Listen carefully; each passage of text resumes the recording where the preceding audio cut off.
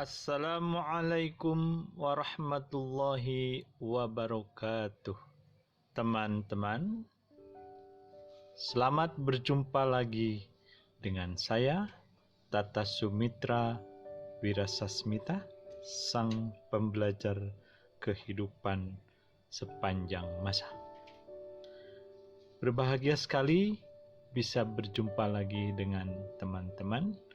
Mudah-mudahan kita bisa berdiskusi atau sharing sesuatu yang juga bermanfaat bagi kehidupan kita. Pada kali ini saya akan membicarakan topik yang menarik. Mudah-mudahan teman-teman mau untuk ikut berpikir dan mendalaminya. Kita akan bicara soal statistika dan statistik. Kenapa hal ini penting? Perhatikan teman-teman. Di masa COVID-19 ini, kita lebih concern dengan perkembangan keadaan, khususnya terkait dengan COVID-19 tersebut. Saya sendiri sering atau setiap hari mengumpulkan data seperti ini. Ini adalah perkembangan data kasus corona COVID-19 dari hari ke hari. Kemudian data ini saya rubah menjadi diagram link seperti ini. Ini menarik dan ini adalah hal yang biasa dilakukan dan itu terkait dengan statistika. Sebenarnya masih banyak hal lain yang jauh lebih besar. Bahkan perkembangan saat ini, teman-teman sering mendengar ada istilah data science, big data, dan sebagainya.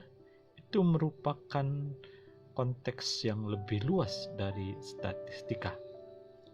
Pada dasarnya, tetap bahwa statistika harus dipahami dengan benar, supaya ketika kita ada dalam diskusi pada level yang lebih tinggi, tetap bisa memahami dengan benar dan bisa menginterpretasikan sesuatu dengan benar, dan kita bisa meresponnya dengan benar pula. Baik, kita mulai diskusi kita, dan nanti kita akan lihat supaya kita punya pijakan yang ajeg, maka kita akan lihat dulu statistika per definisinya. Ada beberapa definisi, mungkin 2, mungkin 3 nanti yang akan saya bahas di sini. Mudah-mudahan teman-teman bisa lebih jelas untuk menggambarkan atau membayangkannya. Mari kita mulai. Teman-teman, definisi pertama saya ambil dari buku Profesor Dr. Sujana dalam bukunya yang berjudul Metode Statistika. Penerbitnya adalah Tarsito Bandung. Beliau mengatakan bahwa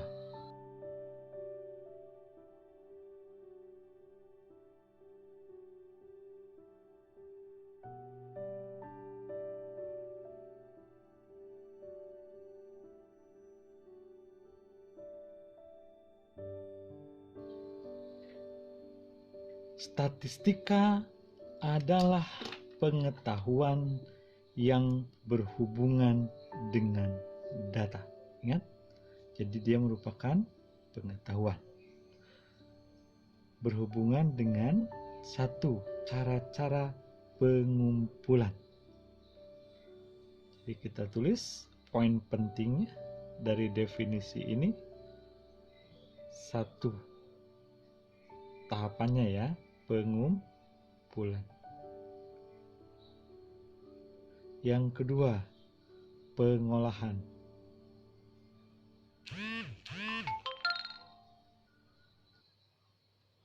Beliau mengatakan atau penganalisisan. Jadi dalam kurung ya, penganalisisan. Lalu terakhir adalah ketiga, penarikan kesimpulan. Oke, jadi menurut Profesor Dr. Sujana dalam bukunya Metode Statistika, beliau menekankan bahwa statistika adalah ilmu pengetahuan yang berkaitan dengan data.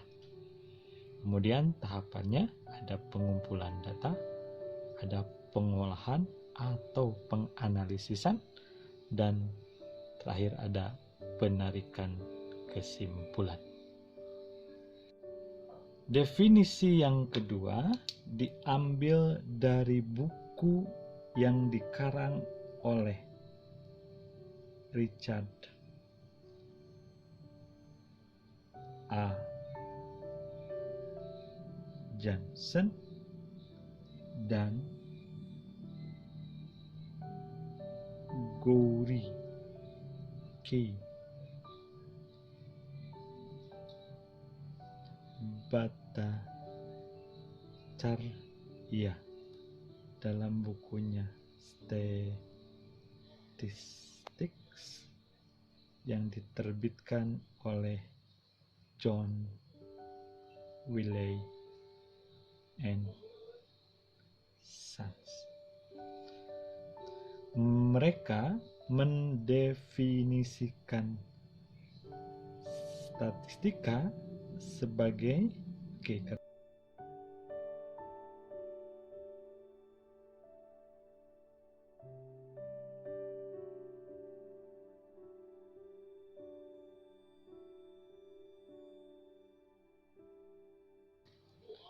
statistics as a subject provides a body of principles and methodology for designing the process of data collection, summarizing and interpreting the data, and drawing conclusion or generalities. Kalau kita lihat dari definisi Richard Johnson dan Bhattacharya tadi, ada poin-poin penting. Satu, bahwa kalau kita lihat dari tahapan yang disebutkan oleh Sujana, di sini pun ada disebutkan data collection. Jadi sama, ini adalah pengumpulan. Kemudian summarizing.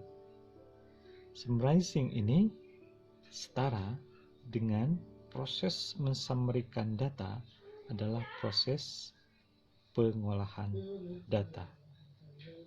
Kemudian ada proses interpreting.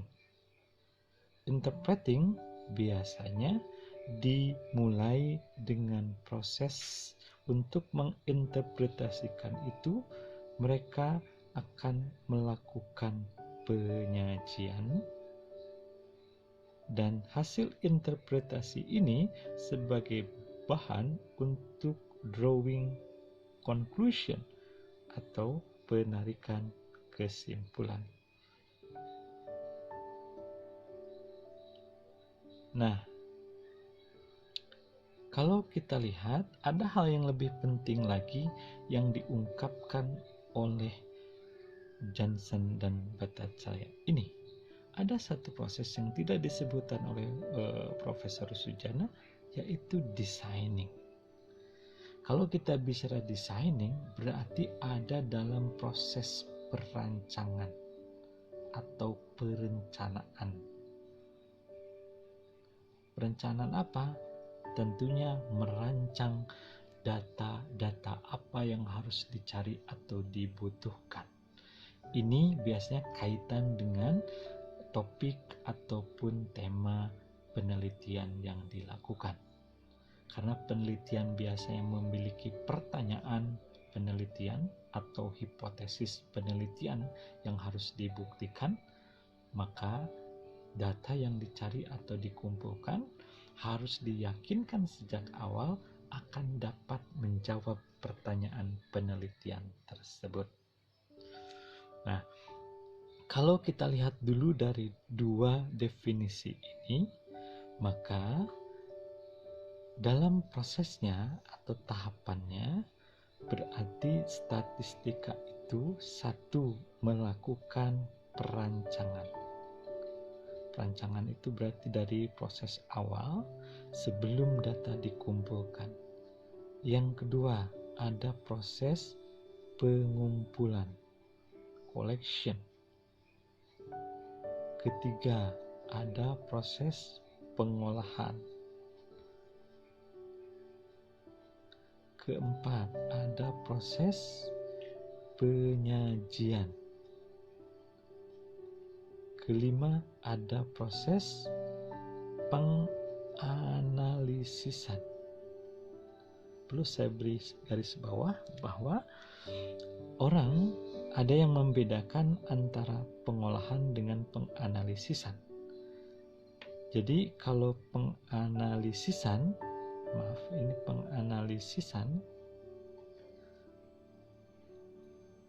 itu lebih dalam, melibatkan aspek peluang ataupun resiko-resiko yang lain. Kalau pengolahan biasanya dikonotasikan sebagai proses yang hanya untuk sebatas mendeskripsikan atau menceritakan data yang dimiliki. Dan yang keenam, yang terakhir, ada proses penarikan kesimpulan. Jadi, kira-kira statistika ini adalah seperti ini. Dan yang paling penting harus dipahami bahwa statistika adalah ilmu yang terkait dengan data. Karena statistika melibatkan tantangan yang lain daripada yang lain, atau perlu katakanlah skill khusus, ada yang berkesimpulan bahwa statistika itu seni. Nah, hal ini seperti yang disampaikan oleh Agresti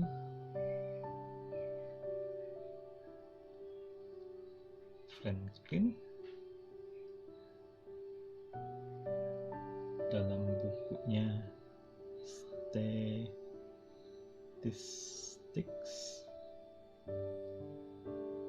The Art and Science of Learning from Data. Nah, beliau menyimpulkan bahwa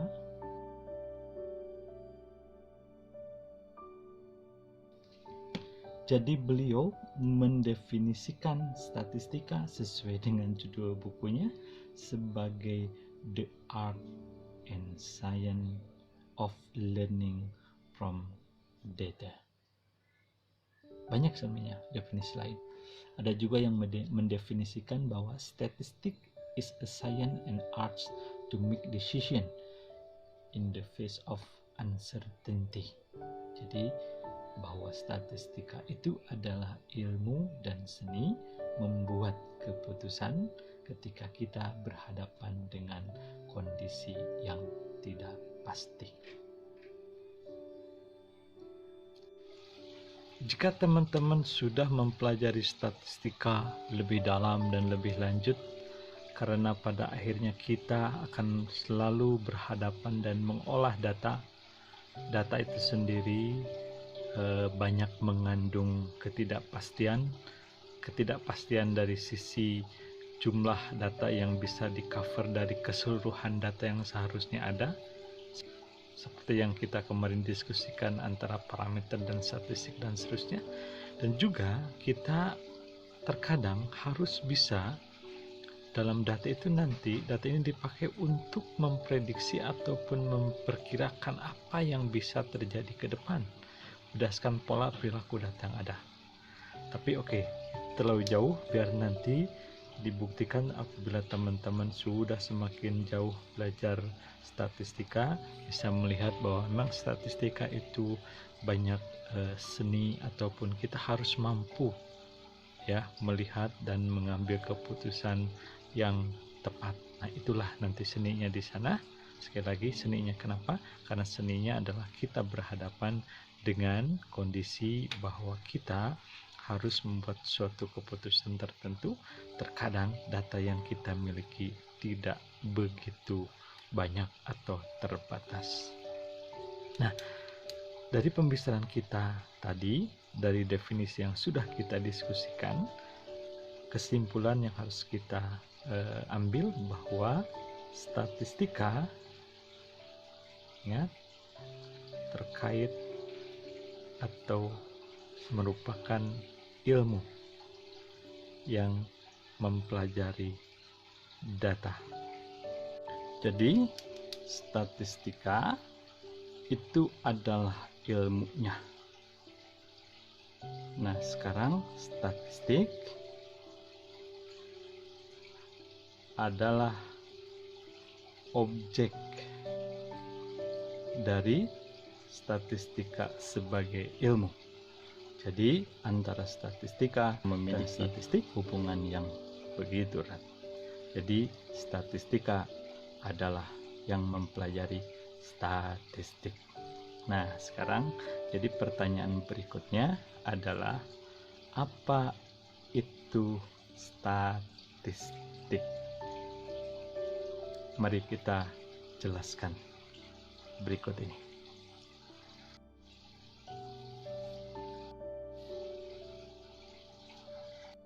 Mari kita sekarang diskusikan tentang statistik. Pada dasarnya, statistik ini mengandung pengertian pertama sebagai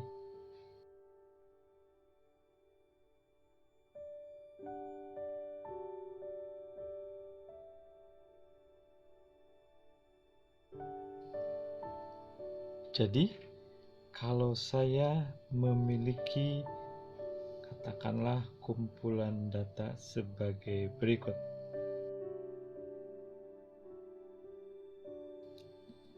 Maka kumpulan data ini merupakan statistik.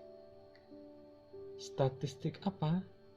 Yang jelas, statistik ini kalau kita lihat dari penjelasannya L laki-laki, P perempuan, jadi ini merupakan kumpulan data tentang mahasiswa dilihat dari jenis kelaminnya. Maka dengan demikian dapat disimpulkan ini adalah statistik mahasiswa, misal berdasarkan jenis kelamin. Atau contoh yang lain, misal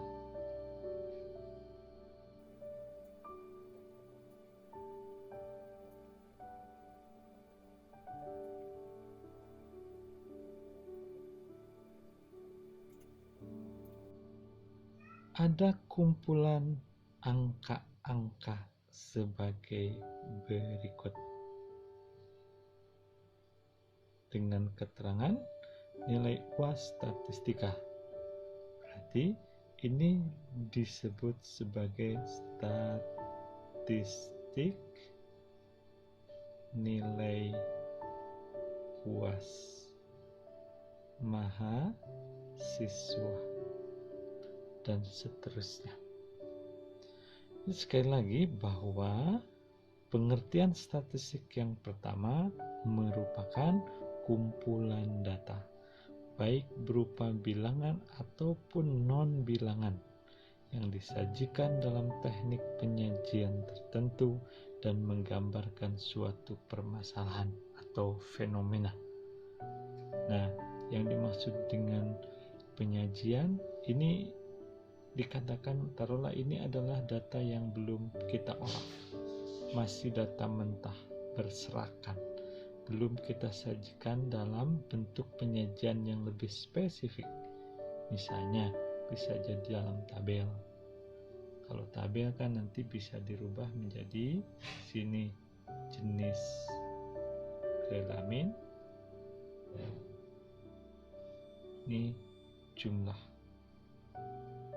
ini laki-laki, ini perempuan, jumlahnya berapa. Jadilah sebuah tabel. Boleh tabel, boleh diagram batang, diagram lingkaran, dan seterusnya. Nanti akan kita bahas di pembahasan di sesi lain mengenai hal ini. Nah, jadi sekali lagi, statistik pengertian yang pertama adalah kumpulan data. Statistik dalam pengertian yang kedua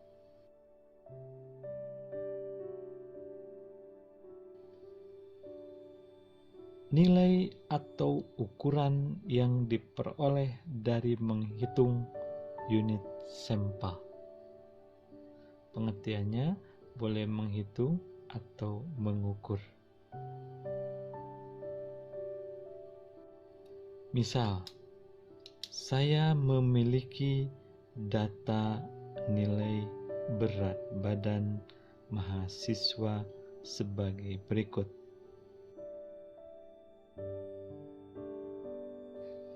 Ada 10 data. Kalau ini adalah hanya sebagian mahasiswa, jumlahnya 10. Mahasiswa misalnya kelas manajemen A.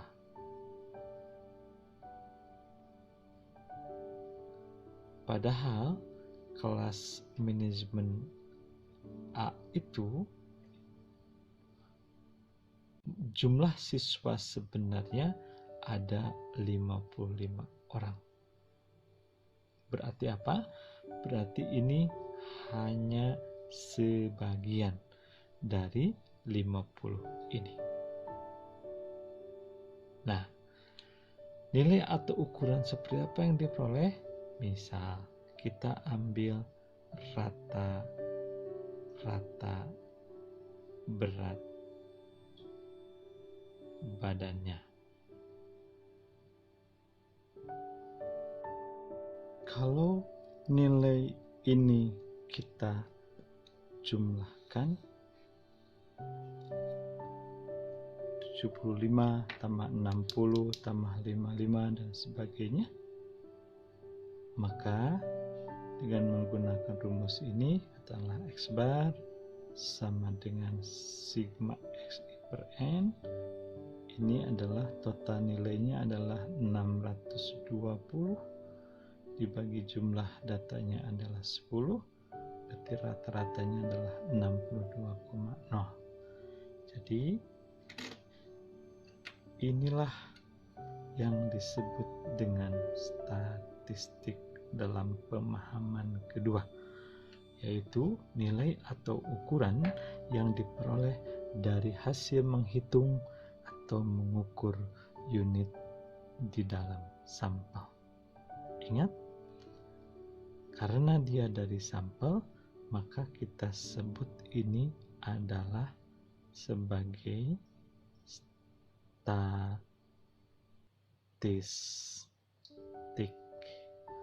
Bagaimana kalau misalnya nilai rata-rata yang diperoleh itu dari seluruh anggota populasi di kelas A? Bisa taruhlah diperoleh rata-rata berat badan kelas itu adalah 61,5. Maka 61,5 ini tidak disebut sebagai statistik karena dia dari populasi. Ingat kata kuncinya berarti seluruh itu berapa? 55. Maka 61,5 ini adalah sebagai parameter. Nah, jadi mulai dari sekarang teman-teman sudah bisa membedakan atau paling tidak sudah memahami bahwa statistik itu mengandung dua pengertian. Satu sebagai kumpulan data. Jadi kalau ada atau mendengar istilah statistik penduduk, berarti ini adalah kumpulan data penduduk atau kumpulan data tentang penduduk. Statistik ekonomi, maka ini adalah kumpulan data yang terkait dengan ekonomi. Statistik mahasiswa, data terkait mahasiswa, dan seterusnya. Nah, di pengertian kedua, bahwa statistik itu merupakan nilai atau ukuran yang diperoleh dari hasil menghitung atau mengukur unit di dalam sampel. Jadi di dalam sampel itu berarti hanya sebagian saja yang kita hitung. Jadi yang harus dipahami adalah ketika kita memiliki data, harus ditanya dulu apakah data ini adalah keseluruhan anggota populasinya atau hanya sebagian. Apa itu populasi? Nah, secara singkat saya sampaikan bahwa populasi adalah totalitas nilai atau seluruh kemungkinan dari apa? Dari elemen ataupun dari unit-unit yang ada dalam satu batasan tertentu. Itu dululah satu definisi itu yang dipegang. Jadi kalau batasannya katakanlah Universitas X memiliki mahasiswa 10.575 mahasiswa ya. Nah, jadi kalau ditanya berapa populasi mahasiswanya, ya sejumlah ini. Penduduk Kabupaten Y adalah 5.750.255 jiwa. Maka populasi penduduk Kabupaten Y adalah ini.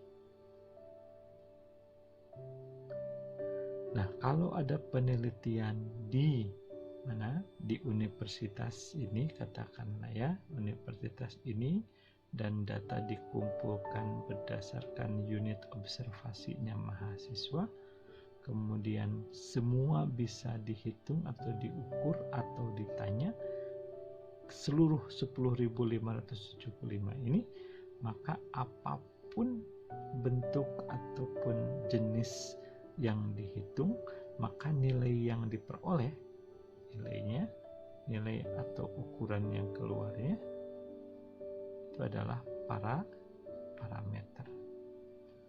Tetapi dalam konteks ini yang akan kita lebih tegaskan ini atau yang tegas.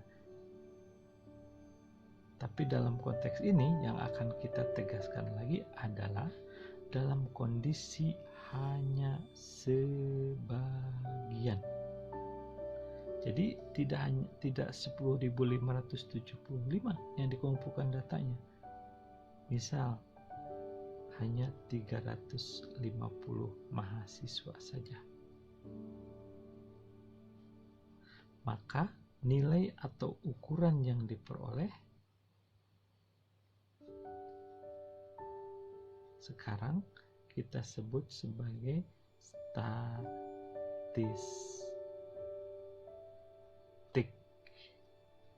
Oke, karena apa?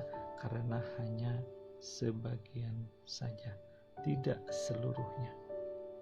Yang jelas, kalau tidak seluruhnya, maka hasil perhitungannya kita sebut sebagai statistik, meskipun kurang satu. Jadi kalau yang dihitung atau yang dikumpulkan datanya, katakanlah dari sini hanya 10.574, maka hasilnya tetap kita sebut sebagai statistik. Oke teman-teman, mudah-mudahan uraian tentang statistik dan statistika tadi yang sebelumnya dapat memberikan pencerahan kepada teman-teman.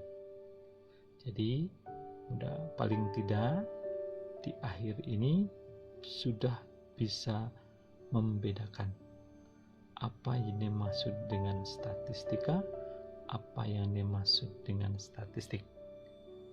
Ingat, per definisi sebelumnya, yaitu statistika adalah ilmu pengetahuan yang punya tahapan-tahapan di dalamnya, yaitu ada perancangan, ada pengumpulan, ada pengolahan, ada penyajian, ada penganalisisan, ada penarikan kesimpulan. Apa yang dibahas itu semua adalah data. Nah, data ini kalau dikaitkan dengan istilah yang kedua yaitu statistik.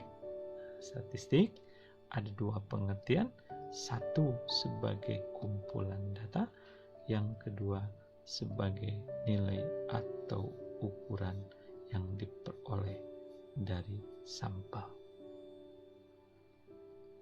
Setelah ini, kalau ada pertanyaan yang ringan, misalnya departemen atau jurusan atau program studi apa yang ada di sebuah universitas yang mempelajari tentang data, maka jawabannya adalah prodi statistika.